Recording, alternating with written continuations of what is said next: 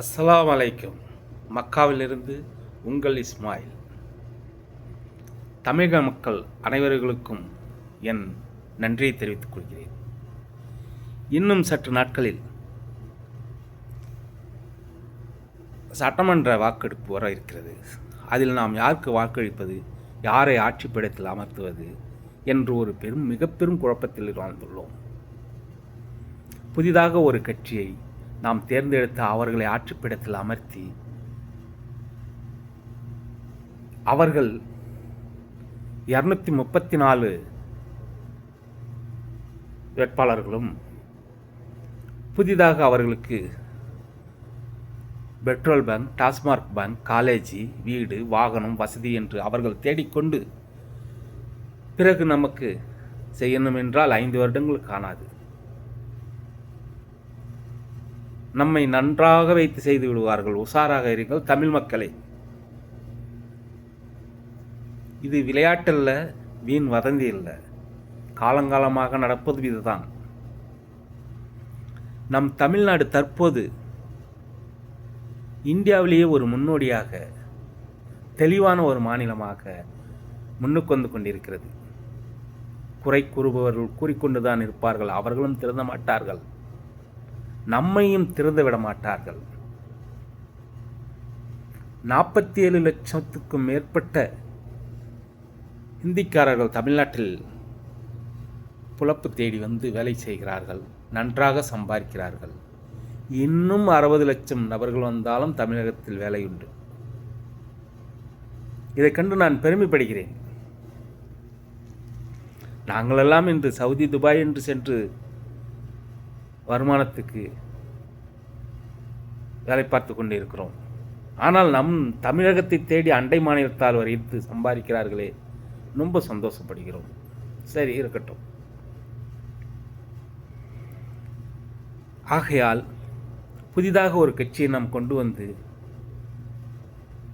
நம் நாட்டை பின்னோக்கி தள்ளுவதை விட ஆழ்ந்து கொண்டிருக்கின்ற இந்த திமுக கட்சியை மீண்டும் ஆட்சி பீடத்தில் அமர்த்தி அண்ணன் ஸ்டாலினுக்கு அதிக வாரியான வாக்குகளை இட்டு சிறப்பாக ஆட்சிப்பீடத்தில் அமர்த்தி மீண்டும் நம் தமிழ்நாட்டை இந்தியாவிலேயே ஒரு எடுத்துக்காட்டு மாநிலமாக கொண்டு செல்வோம். குழப்பவாதிகளினுடைய பேச்சுகளை கேட்காதீர்கள். அவர் எப்பொழுதுமே குறை கூறி புறம்பேசி கொண்டுதான் அலைவார்கள்.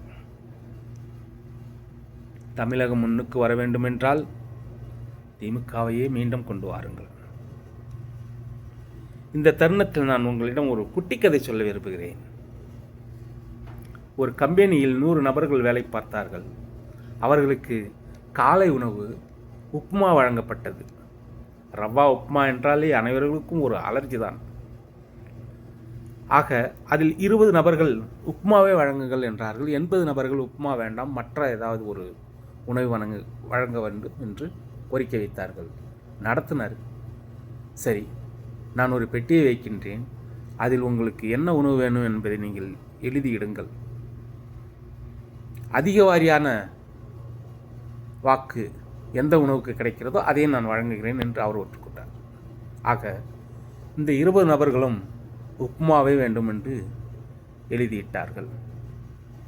மீதமுள்ள 80 நபர்கள் 19 நபர்கள் பூரிக்கிழங்கு வேணும் என்று வாக்களித்தார்கள். 18 நபர்கள் இட்லி, சட்னி, சாம்பார் வேணும் என்று வாக்களித்தார்கள். 16 நபர்கள் லெமன் சாதம், தயிர் சாதம், புளியோதரம் இது போன்று வேண்டும் என்று வாக்களித்தார்கள். 10 நபர்கள் ஆம்லேட், சாண்ட்விச் வேண்டும் என்று வாக்களித்தார்கள். ஆக பெட்டியை பிரித்து எண்ணி பார்த்ததில் மீண்டும் உப்புமாவே அதிக வாரியான 20 வாக்குகள் வெற்றி பெற்று ஆட்சிப்பீடத்தில் அமர்ந்து 100 நபர்களையும் மீண்டும் உப்புமாவையே சாப்பிட வைத்தது. 20 பெரிதா, 80 பெரிதா, 80 பெரிதா, 20 பெரிதா? ஒற்றுமை இல்லா ஒரே காரணத்தால் 80 தோத்தது, 20 ஜெயித்தது. இது போன்ற தமிழகத்தை சின்ன பின்னப்படுத்த வேண்டாம். ஆக எல்லோரும் ஒற்றுமையாக இருந்து ஆழ்ந்து கொண்டிருக்கின்ற இந்த அரசியல் கட்சியவே, திமுகவையே மீண்டும் ஆட்சிப்பீடத்தில் அமர்த்தி அண்ணன் ஸ்டாலினை பெருவாரியான வாக்கு வித்தியாசத்தில் ஜெயிக்க வைத்து மத்தியிலும் பெருமையை வாங்கித் தருமாறு உங்கள் அனைவர்களையும் நான் வேண்டி விரும்பி கேட்கின்றேன். ஆக இந்த தருணத்தில் இன்னொரு முக்கியமான செய்தியை சொல்கிறேன். இன்னும் கூடிய விரைவில் தமிழன் இந்தியாவை ஆள்வான். இது கண்டிப்பாக நடக்கும். வெகு தூரமில்லை, குறைந்த தூரத்திலேயே உள்ளது. தமிழன் இந்தியாவை மிக கூடிய விரைவில் ஆள்வான். நன்றி, வணக்கம், அஸ்ஸலாமு அலைக்கும்.